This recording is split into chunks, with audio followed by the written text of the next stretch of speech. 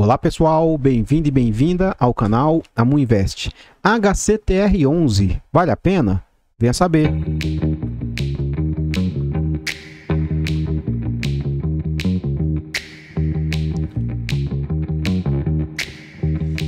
Artlist.io. Então pessoal, antes de a gente saber mais a respeito desse fundo imobiliário, eu gostaria de pedir humildemente, por favor, deixa o like no vídeo, comenta para nós. Você conhece esse fundo? Sabe quem é a gestora? Sabe que ele investe? Comenta, que seu comentário é muito importante para o crescimento e desenvolvimento do canal.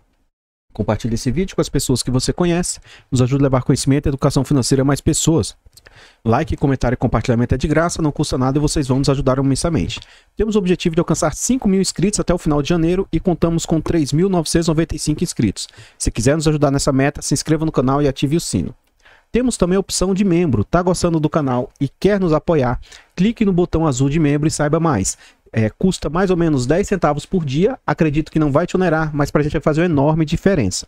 Além disso, tornando-se membro, você vai fazer jus a benefícios exclusivos, como participar de um grupo fechado só para membros do Telegram, e também você vai participar aí com acesso antecipado a vídeos. Vamos à frente aí, vamos lá. Se você quiser apoiar o canal, você também pode abrir uma conta na corretora Clear ou na corretora MyCap, com o link de indicação que eu vou deixar aqui no vídeo. Abrindo uma conta na Clear ou na MyCap e investindo a partir de R$100, você vai ganhar um bônus e eu também vou ganhar. Na Clear você ganha um bônus de R$70 e na MyCap você vai ganhar um bônus de R$50. Então, se quiser nos apoiar, ficarei imensamente grato. Vamos lá. Esse fundo imobiliário ele é do setor de papéis, é um fundo de recebíveis imobiliários. Ele foi lançado no mês 7 de 2019 na base de R$100. A Equitar é a sua gestora e ele é de títulos e valores imobiliários. E ele tem uma altíssima liquidez diária de 7.600.000 por dia. Em relação à quantidade de cotas, ele conta com quase 20 milhões de cotas. Ele tem 2% no IFIX e os usuários do site dão nota 4 de 5. Em termos de PVP, esse fundo está sendo negociado com 7% de ágio, a um PVP de 1,07, ou seja, 7% mais caro.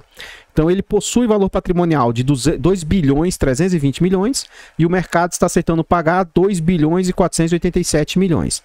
Então ele atualmente vale R$117 e o mercado está aceitando pagar 126. Lembrando que esse fundo até pouco tempo estava sendo negociado muito próximo ao seu VP. Tendo o mês 11 como referência, é um fundo que conta com 151 mil cotistas. Vamos à frente. Aqui a gente observa o quanto o fundo vem sendo negociado atualmente, ó, 126. Lembrando, como eu disse, que ele ficou atuando muito próximo ao seu VP, ó, R$118, e ele teve como máxima de 160 no último ano. Então o que a gente observa? Esse fundo foi lançado em mês 7 de 2019. O final de 2019 foi um momento em que o mercado estava bem aquecido. Esse fundo foi negociado a picos de R$170, algo muito acima do seu VP. Vem o momento pandêmico aqui, ó, em março de 2020 e joga suas cotas para baixo a R$92, muito abaixo do seu VP. Ele começa a se recuperar rapidamente e passa a ser negociado lateralizado a mais ou menos R$140, R$160. Só que desde março, mais ou menos, o fundo inicia um momento de queda e vem com a queda até mais ou menos julho, quando ele se estabiliza mais ou menos próximo a essa região aqui, ó, de R$120, tá? Isso aqui se deu primeiro por questões do mercado e também em razão das subscrições sucessivas que esse fundo passou. Vamos à frente. Aqui a gente observa as entregas do fundo. Atualmente as últimas 3 estão estabilizadas nesse patamar de 1,60. O fundo entregou 1,50, mas já entregou também 1,70, 1,80. E no final do ano passado, início desse ano, o fundo estava com uma entrega bem elevada aí, tá? Ele já passou por 11 subscrições. Na última, o fundo tentou captar 420 milhões e ela ocorreu no mês 11 ou 12 do corrente ano. A gente vai ver um detalhe aí sobre essa última subscrição lá dentro do relatório gerencial. Vamos à frente. Aqui a gente vê as últimas entregas do fundo. Então a gente vê aqui, no final do início de 2021, o fundo chegou a entregar patamares altíssimos, R$2,47, R$2, vem com a queda para 2, R$1,90 e ele ficou agora estável mais ou menos nesses patamares aqui, ó, de R$1,70, R$1,50, R$1,60. O que a gente observa? Que o yield do fundo vem caindo. Por quê? Além de cair os seus rendimentos, as cotações também caíram, mas não na mesma proporção. Então a gente nota que antigamente o yield do fundo estava orbitando na casa de 1,60 e hoje ele está mais ou menos nessa casa de 1,25, 1,20, 1,30. Ainda assim, mesmo que caiu muito, porque eu reputo que esses valores aqui não eram sustentáveis, eu ainda considero um excelente yield aí, tá? Então, note o seguinte, na data base de fechamento dessa cota aqui, ó, que foi dia 7 de dezembro, a R$ 121 representava um yield de 1,31. Como as cotas vêm subindo muito, ó, o yield já caiu para 1,27. E o fundo vem com um acumulado de 17,51% no último ano. E, na minha opinião, caso ele mantenha esse patamar de mais ou menos 1,30, tende esse yield cair para os patamares aí de 15%, 16% aí. Então deve cair um pouco mais aí. Vamos à frente. Aqui a gente observa todos os fundos imobiliários que tem esse fundo no seu portfólio. E o Iridium, ele detém 6% desse fundo, que é um percentual bem elevado. Seguido do Becri, que tem mais 1,18%, e os demais aí com cotas bem menores aí. Mas ele é um fundo aí que está em bastante carteiras aí, tá? Vamos à frente. Aqui a gente já está dentro do relatório gerencial do fundo. Ele mostra todas as compras que ele fez após a subscrição, tá? E contratações bem interessantes, ó. IPCA mais 9, as compras oscilaram a taxa média de IPCA mais 10,68, tá? Inflação mais 10,68. Ele fez apenas 2 compras aí GPM mais 14, GPM mais 16, de valores relativamente pequenos. Mas a sua imensa maioria está com bons yields aí de compra. E ele se desfez de alguns yields aí que, assim, em tese, ele comprou com yields mais altos e se desfez de yields mais baixos. Ó. Então ele vendeu alguns de IPCA mais 8. Ó, o que ele se desfez foi IPCA mais 7,95 em média. Na minha opinião, isso faz com que aumente o yield médio do fundo aí. A gestão segue monitorando com proximidade os ativos da carteira e as vendas dos empreendimentos que tem apresentado melhor a cada mês. Vendas líquidas positivas aumentam o valor da carteira de recebíveis e, por consequência, melhoram a saúde das operações. Para o setor de multipropriedade, os próximos meses tendem a ser sazonalmente melhores. Por quê? Férias de fim de ano e meio de ano são épocas melhores para vender multipropriedade aí. Como eu vi antecipado, ó, em 9 de dezembro, foi publicado o anúncio de encerramento da 11ª emissão de cotas. Eles estavam tentando captar 420 milhões e conseguiram apenas 69, ou seja, 16% do que ele captou. Como de costume, a gestão do fundo já tinha operações estruturadas para investir os recursos das ofertas e os valores captados serão priorizados para as melhores oportunidades. O cenário macroeconômico, especialmente a elevação da taxa de juros da economia, tem tornado mais desafiadora a captação de recursos fundos imobiliários. Paradoxalmente, são nesses momentos que surgem as melhores oportunidades de investimento. Vamos à frente aí, vamos lá. Aqui a gente observa o seu DRE, demonstrativo de resultado de exercício. E a gente vê que o fundo cobra de taxa 1%, 0,99, mais 0,21, ou seja, 1,20% de taxas. E um ponto que toda vez que eu trago um vídeo do HCTR eu questiono muito. Ele cobra uma taxa de performance, na minha opinião, assim, desculpa, né? Mas eu reputo como abusiva. Por quê? Ele cobra 10% que exceder 100% do CDI. Ora, a gente viu que o fundo investe, a gente vai ver que a imensa maioria do fundo está sendo investido em PCA e IGPM. Por que cargas d'água? O fundo vai estar investindo aqui com performance em CDI. Né? Então, que se coloque uma inflação mais alguma coisa, ou IGPM mais alguma coisa, eu acho que seria mais justo, né? Até porque 100% do CDI, só de você deixar parado aí na Selic, você já bateria isso. Então, não vejo sentido de você investir num fundo imobiliário para ele tentar bater a Selic, né? Então, principalmente um fundo de papel que é atrelado à inflação. Enfim, aqui o fundo tem um ponto positivo, que ele traz os 6 últimos meses, mas eu vejo como negativo porque eu gostaria que se tivesse aqui o acumulado do ano, que a gente teria uma noção melhor aí do como que estão os valores. Por que eu digo isso? Eu vou calcular para vocês terem noção as despesas aqui, ó, em outubro e essas despesas em novembro, a diferença que elas fazem e o quanto impactam. Um ponto de atenção que a gente tem que ter aqui é o seguinte, ó, o fundo separou para performance em julho 675 mil. Contudo, houve a devolução desse valor em agosto. Ele separou 1.075.000 para setembro. Contudo, ele devolveu esse valor em outubro. Então, ele cobrou em novembro 3.251.000 e, a princípio, nós vamos ter que esperar o relatório de dezembro para ver se houve a devolução ou não. Mas por que eu estou querendo dizer isso para vocês? Nós vamos ver o quanto que isso aqui vai impactar nas receitas do fundo. Lembrando que o ideal seria se a gente tivesse acumulado do ano, ficaria mais justo, tá? Por isso que eu vou calcular esses dois valores aqui para vocês.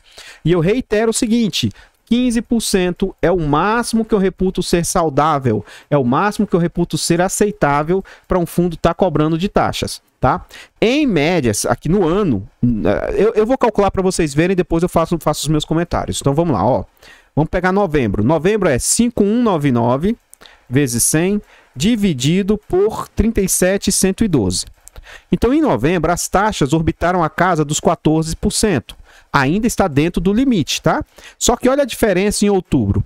Outubro, eu ainda vou calcular esses dois. Eu não vou abater... tá vendo que tá 680 mil? Eu vou calcular esses dois aqui, ó.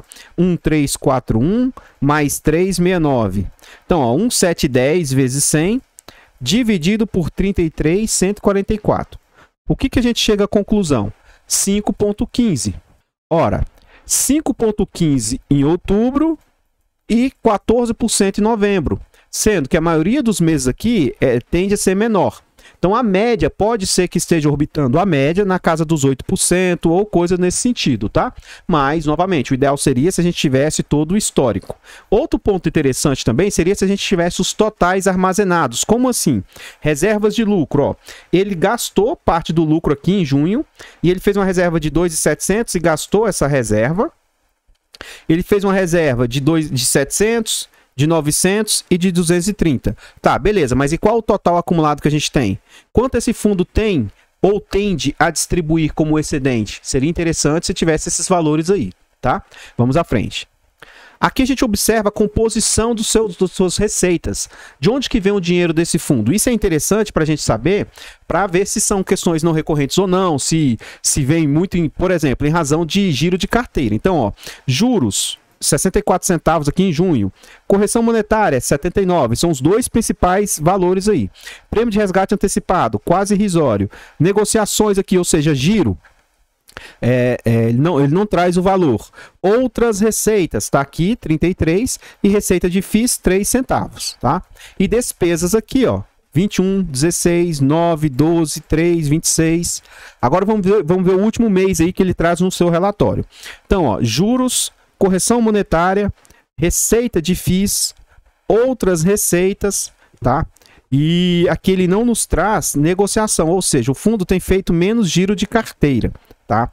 Então eu vejo isso como sendo bem positivo. Isso aqui é, entre aspas, o valor que o fundo realmente está conseguindo oferir. Logo, acredito que ele consiga ficar nessa casa de 1,60 orbitando aqui. O que dá para a gente ver mais ou menos é isso, ó. O fundo entregou 1,60, então é aquelas reservas que ele tem conseguido fazer lá, ó.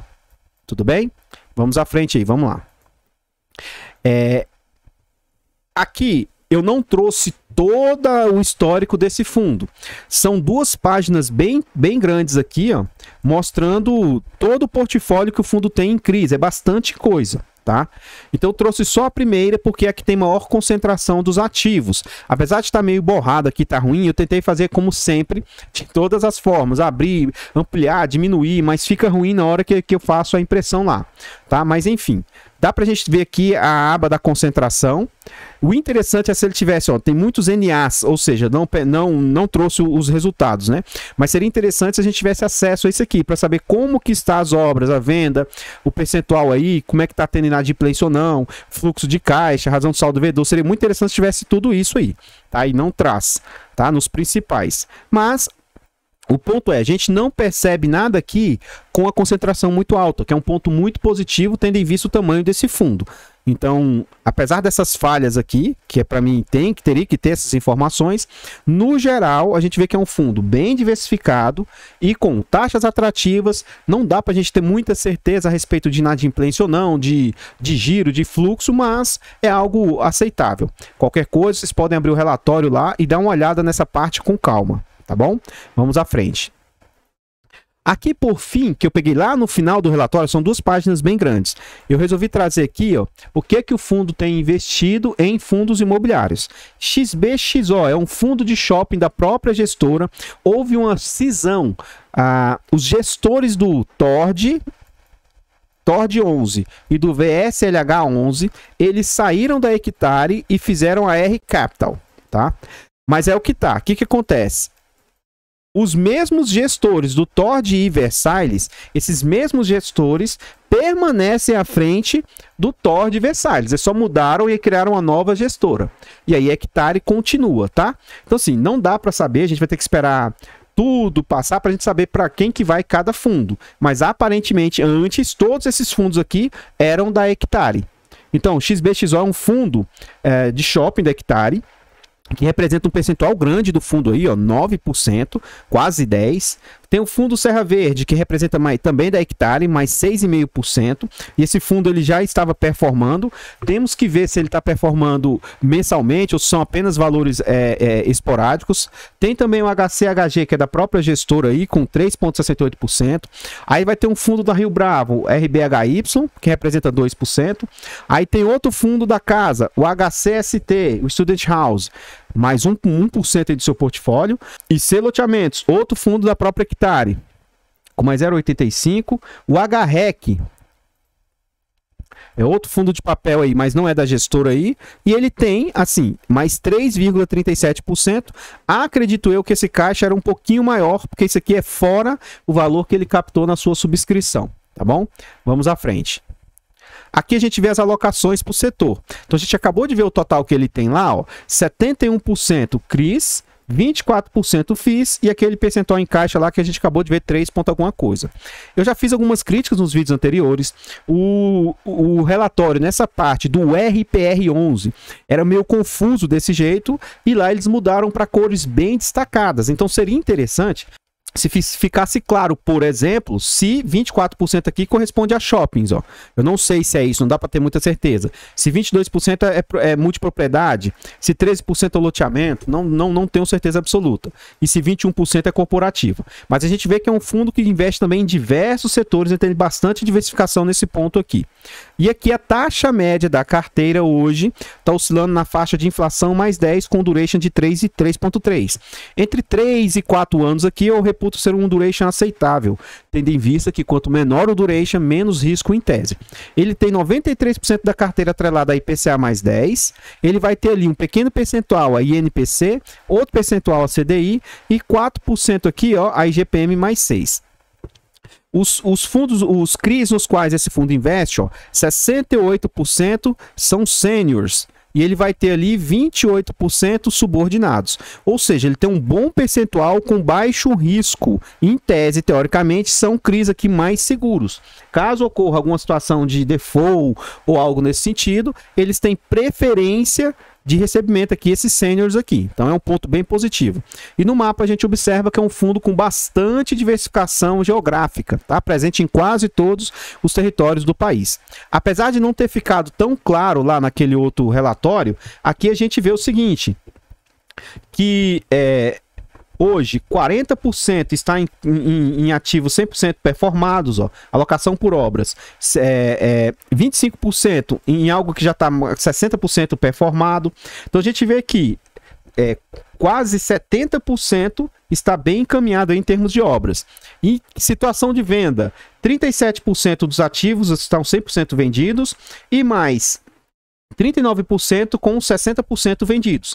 Também é outro ponto positivo aí, porque mostra bastante vendas aí. Eu vejo isso como sendo bem positivo. Vamos à frente. Então, pessoal, o que eu tinha para trazer a respeito do HCTR11 são somente essas informações. Eu gostaria de pedir e reforçar novamente. Por favor, deixa o like no vídeo e comenta para nós. E aí, você gostou das informações que aqui estão? Você é cotista do HCTR? Você investe? Eu vi muita gente chateada com essa ruptura da gestora, vi muita gente chateada com essas subscrições sucessivas. Comenta para nós a sua situação. Você investe? Você investia e saiu? Você pretende se posicionar? Comenta, esse comentário é muito importante. Compartilhe o vídeo com as pessoas que você conhece, ajuda a levar conhecimento e educação a mais pessoas. Like, comentário, compartilhamento é de graça, não custa nada e vocês vão nos ajudar. Se inscreva no canal, nos ajude na meta de 5.000 inscritos. Torne-se um membro, tornando-se membro, 10 centavos por dia. Acredito que não vai te onerar, mas para a gente vai ajudar bastante. E abra uma conta na corretora Clear ou na corretora MyCap por meio do nosso link. Abrindo a conta lá, vou ficar imensamente grato. Eu vou deixando passando aqui mais alguns slides a respeito desse fundo imobiliário e eu espero encontrá-los nos próximos vídeos. Fiquem todos com Deus, tenham uma boa noite. Fui!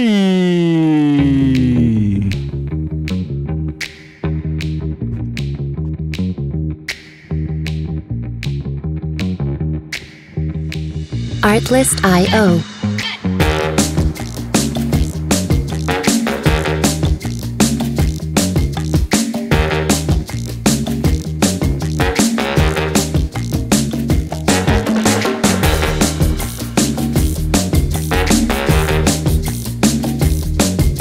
Music licensing reimagined.